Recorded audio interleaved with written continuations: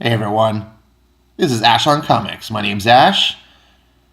Here's today's comics. Ooh, what's this? Oh no. Hotshots, #1. Dazzling debut issue. Oh, look at that. It feels so long ago. It's like Domino has been out of comics for so long and they brought her back with the team. Oh, wait, no, they didn't. This is just the next issue of Domino. At last, this is stupid. This is just an exploitation. But what the hell is this? This isn't Domino. This is a man. This is a man. You know how you can tell? Wide shoulders, narrow hips, clear sign of male physique. I don't know what the hell this is, but it's... I need to turn the page. So, we start the book off in a snowy something. Somewhere out in the middle of nowhere it is snowing. I gotta read this. This book started off just great. I love it. There are almost no frontiers left on Earth. No places left unclaimed by one country or another. Continental shelves, remote deserts, even the moon has been sliced up into pieces and claimed. But there are 3 places too remote, too inaccessible and unexploitable that no land has yet to plant their flag there. Really? There's places on Earth more inaccessible and unexploitable than the moon? Oh, wow. What could that be? The tallest mountains in Egypt. Are you kidding me? Does Egypt even have mountains? Let's find out. Hey Siri, what's the tallest mountain in Egypt? The answer I found is Mount Catherine. Okay. 8,000 feet? But what? What? That's more inaccessible than the moon? This is the Marvel Universe, for crying out loud. The deepest reaches of the ocean floor. Don't we have a guy in the Marvel Universe who literally lives on the ocean floor? Doesn't he have a whole kingdom on the ocean floor? Isn't there? And here. Oh, in here. Oh, okay. This must be some strange place. Where could this be? The desolate stretch of the Antarctic coastline. Are you... What? Did I just read that right? Anyone can get on a boat and go to Antarctica. It is not that inaccessible. Oh my God. We've been going there for, I don't know, a century. This is like so stupid. Does Gail Simone even... 48 countries signed a treaty resulting in no clear ownership. Oh, okay. Oh, look at this. Something's coming through the sky. Oh, could it be Superman? Maybe a baby from Krypton. But this map, this area, is unwanted by all and belongs to no one. Coldest climate on Earth. So impossibly dry that it's technically considered a desert. Ooh, that's dry. Temperatures can reach as low as negative 144 degrees Fahrenheit. Ooh, that's cold. I mean, I thought the moon was cold and dry, but holy shit. No, wait, the moon's way colder and drier. Oh, and it's also in space. And something very, very hot just fell here from the sky. Oh, God. I should have read that in, like, Zach Valley voice. Like, it would come off way better. Coldest climate on Earth? It's so impossibly dry. It's technically considered a desert. Temperatures can reach as low as negative 144 degrees Fahrenheit. And something very, very hot just fell here from the sky. Maybe it is Superman. What is it? Oh, wait, look. There are people here at this 3 most uninhabitable places. What?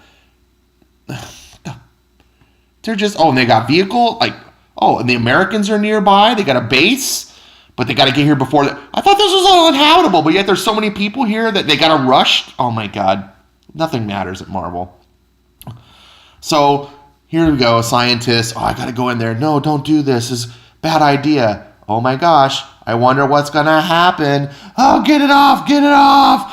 Oh, look, I'm turning into a Jack Kirby creation. What is this? Okay, you might think at this point, Ash, why are you making fun of Jack Kirby? I'm not making fun of Jack Kirby. Jack Kirby's a legend. But I hate this trope of let's draw something in Kirby style to give it impact, to show our faux appreciation of Jack Kirby. This art does not fit, right? If you drew the whole book Jack Kirby style, you're like, I'm an homage, I want to look like Jack Kirby, so be it, fine. This is what the art of this book looks like, however. Look at this. This does not fit here. So, now that we've seen this character, I feel like this was just ripped off of some movie or something. This whole sequence just feels completely plagiarized. We come to Parc de Ville, Paris. Whatever. All right. Miss Thurman, very glad you could make it. Some redheaded woman. Well, you'd sent a diamond necklace wrapped in a first-class ticket, lady. The least I can do is... Wait, do I know you?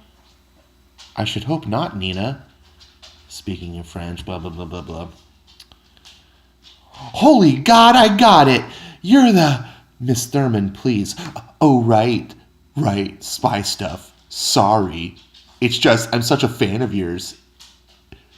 You're the best Avenger. You fight the big bad guys with just a hairstyle and sheer cussedness.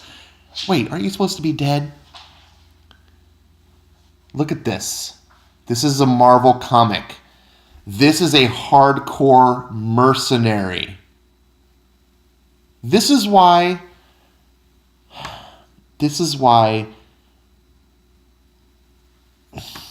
How do I say this without sounding like a complete misogynist? It's not. This is why women aren't hardcore mercenaries. That and the fact that they don't have the biology, unfortunately, to do the physicality things that being a mercenary calls for. But this and the fact that mercenaries aren't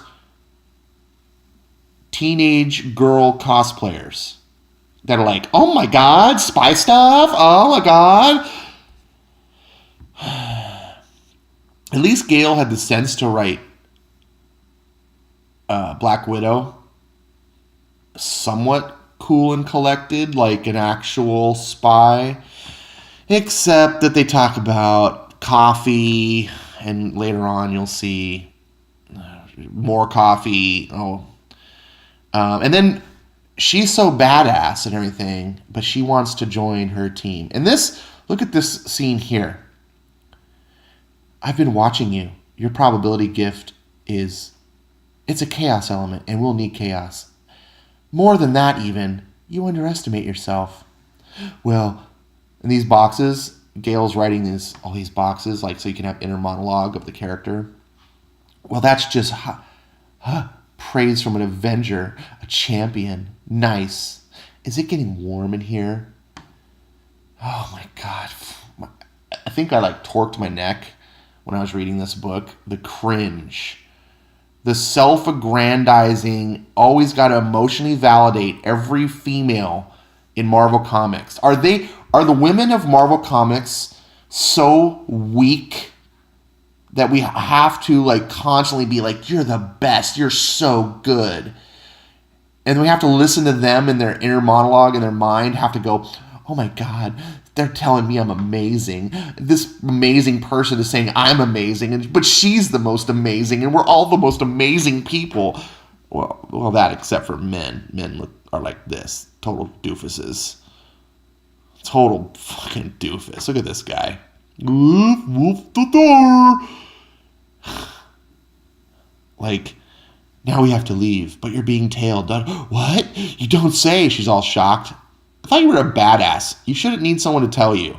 But now that she's been told, I don't like being tailed. Look at that sass.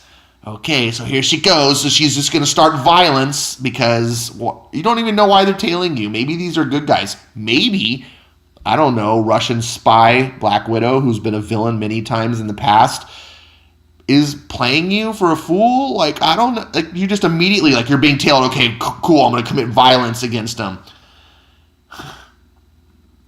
So stupid. Sorry again. This is really quite inhospitable. She's apologizing. You must really think terrible of me. Oh, it's so witty, Gail. It's so witty. As I said, you underestimate yourself. I sense a butt coming. Well, you missed one. Never mind, I've got her. And so Black Widow's pulling a knife and throws a knife.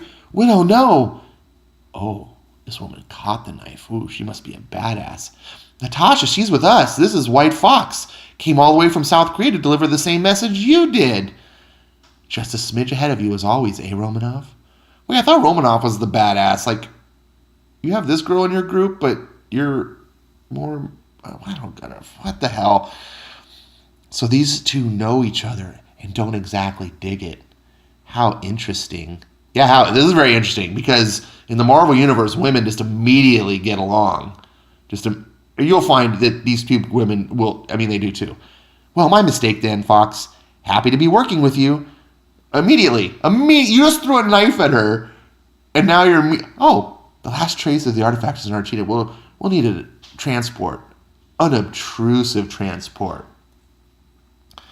Yeah, well, the thing about that is...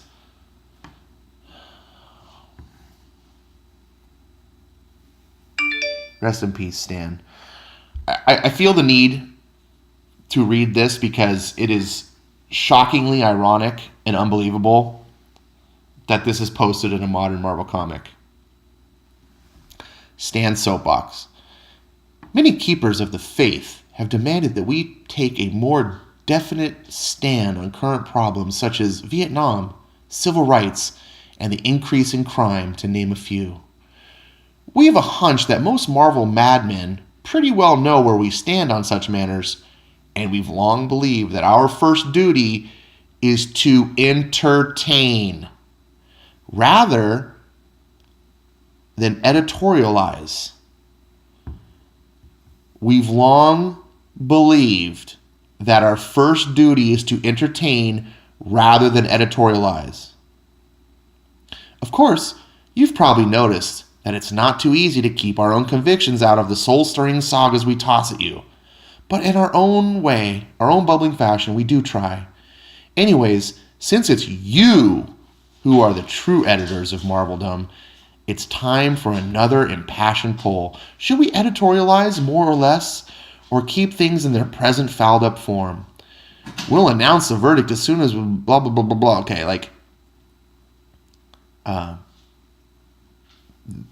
I can't believe Modern Marvel is basically arguing for Comicsgate in their own comic. This is what we argue. This is what Comicsgate is. We don't want Marvel editorializing to us. We want them telling stories. And we are the true editors of Marveldom. We. Okay. Back to our story. Remember, something unobtrusive. Dun dun dun! We've got a giant Wakanda spaceship because we're awesome and we have no butt. What the fuck is this? We're sort of kind of riding in the Wakanda class cabin, if you don't mind. Of course you are. This is all just riding in style. This is Sex in the City, Marveldom. This is crazy cat ladies who watch Sex in the City, writing comics, and they wonder why boys call girls fake geek girls. Oh, look at this. We got to introduce our characters. If we don't know these characters already, because they were always already introduced pretty much in the other book called Domino, before it was Hotshots, whatever. Okay, let's look at our assets. Outlaw, Super strong cowgirl bounty hunter. Got a whole Texas thing. Diamondback, demolition's prodigy. Sweet on the outside. Inside, mostly gunpowder. Does that look sweet on the outside? That looks like... That's a bitch face that any man is going to run from. That's slightly less bitch face. What the hell? Black Widow, former spy, sometime Avenger, all the time badass. White Fox, South Korean secret agent, and might actually be a living anime. What does that mean? What does it even mean? Atlas Bear, because every single possible superhero name in the world was taken, so we came up with Atlas Bear. Exiled Wakandan, rich, dangerous, says she can see the future. If she's exiled from Utopia, she must be a fucking horrible person. Of course she's rich, and of course she's dangerous. Anyways, drinking from their Fantastic Four mug. We got your coffee. Gotta have our Tolkien references. They talk about, we gotta get the artifact. No one tries to bring it back to their homeland, blah, blah, blah, blah, blah. No one tries to do a Boromir. We clear? That's how mercenaries talk. They talk in geek speak, right? I can totally imagine, like, SEAL Team 6 on a mission fucking save the free world for democracy or something. They're just, like, making geek references to each other. It's so stupid. So stupid. Like, you don't want me to call you a fake geek girl, Gail? Then write like you're not a fake geek girl. Show me that you actually want to research something. I understand that you aren't a Black Ops specialist or whatever, but go read some books. Get into it. The reason why oftentimes men write better than women, men aren't better writers than women. Certain topics, right? The reason why Tom Clancy writes military fiction better than any woman on the planet, Tom Clancy's dead, rest in peace, is because Tom Clancy invested his entire life studying military and talking to military, reading other books, and understanding the genre. He understood it. The dude was, if there was a military nerd, Tom Clancy was the god of military nerds. You're just I want to be writing comics because I don't like doing hair anymore. Meanwhile, I'm going to have characters talk about their hair. So I've wasted too much of your time already on this. Look at this. It's like show up in Buenos Aires. Look at this shot. This is like a complete understanding. Okay, so we got this cloaking ship. Okay, cool. We're all secret. We're secret operatives. Get on a little Navy SEAL boat. We're going to go across the bay in the dark. And they're just like walking off, like perfectly in formation. No, where's your like black outfits to conceal you? Everything else, we need stealth. We need stealth. But we need glamour too. Okay, we're walking off. And okay, everyone meet in front of the wall. Stand side by side and talk for a while. Here's where we're supposed to meet. We're going to have to jump this wall. Can you imagine? SEAL Team 6 arise. Okay, stand in formation, wearing our fancy outfits. And let's just talk about jumping the wall. No, they would have just snuck over, all ninja-like. And then they're hopping over the wall, and look how they walk in formation. V formation. Dun, dun, dun, dun, dun, dun, dun, dun. It's just so stupid. And then Domino's like, oh, look, kitties. Oh, you smell my doggy? This is hardcore mercenary girl. Remember this. And then she gets surprised by a fucking scientist with no skills whatsoever. Jeez, lady, put a bell on something. Why don't you? Again, another cat joke. This is the offer. We need asylum and safe passage and money, a lot of money. In return, you're allowed to study the artifact. There will be no negotiations. I was like, oh, shit. Okay, that's dialogue that I can believe. Like, that's cool. I wish the whole book was this way. And it means your country will never know the threat of war again. No other nation would dare. It means your people live in the safety and prosperity. It means a 300-year jump in technological advancement. The first country to guarantee our conditions gets to live in heaven. I'll take it. We'll beat her offer. Wakanda forever. Well, like, immediately they all turn tail and be like, we're actually working for our various nations. Like, oh my goodness.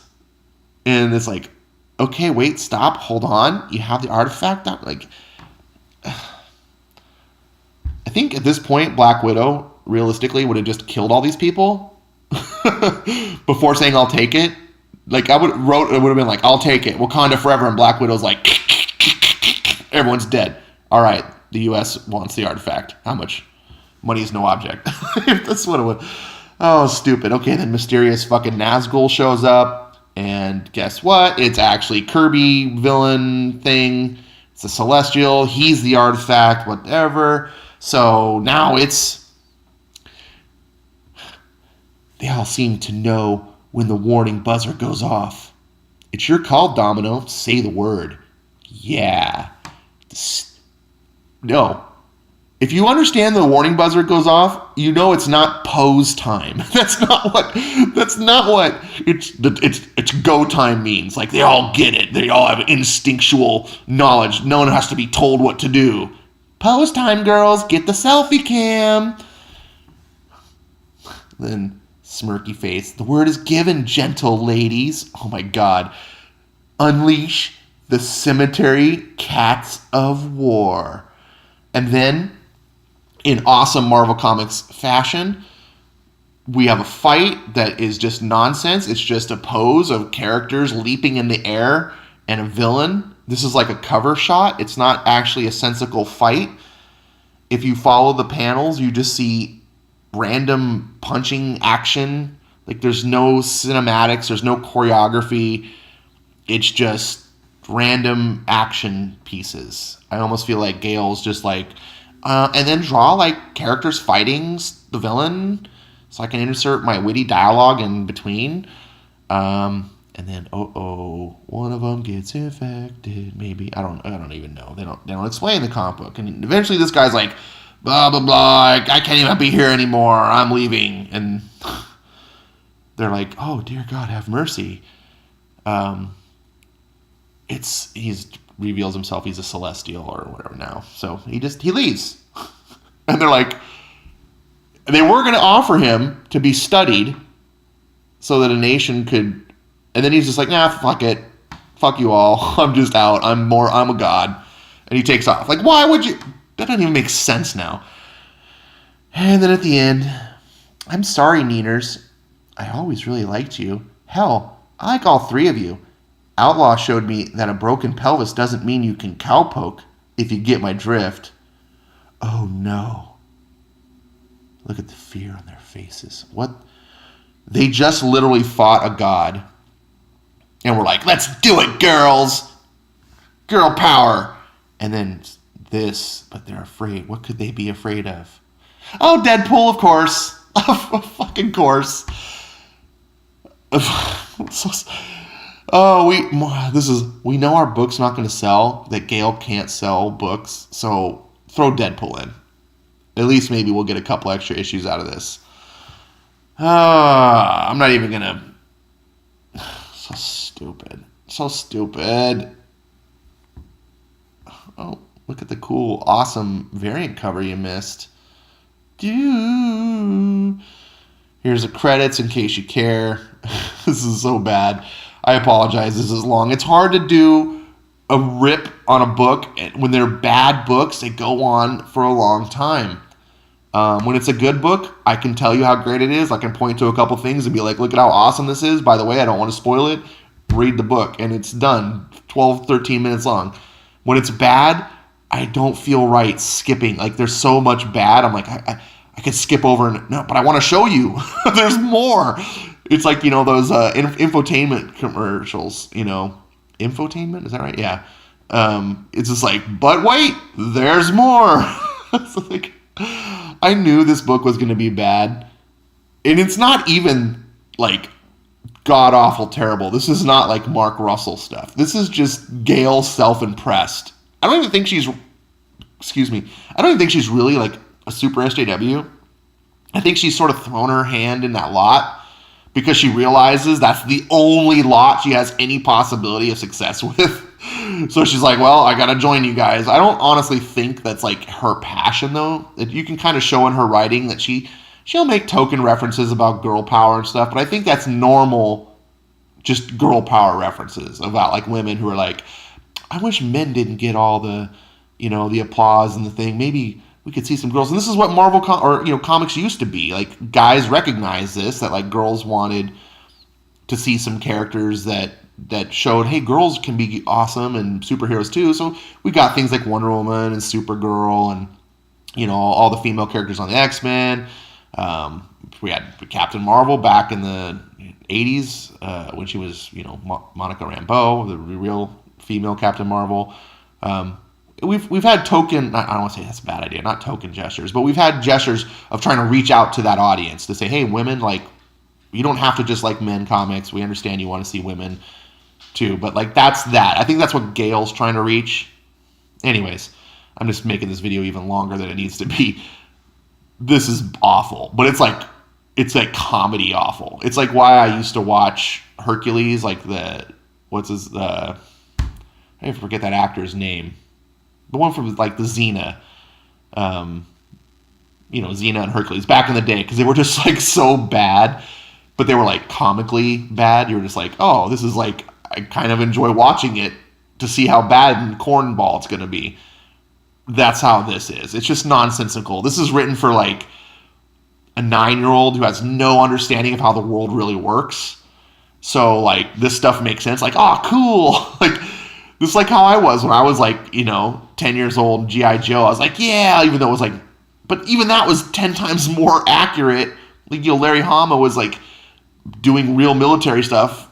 It had its cornball stuff because it was for kids. Oh, anyways, I'm just going on forever. Oh, here's Cutie Pie Domino.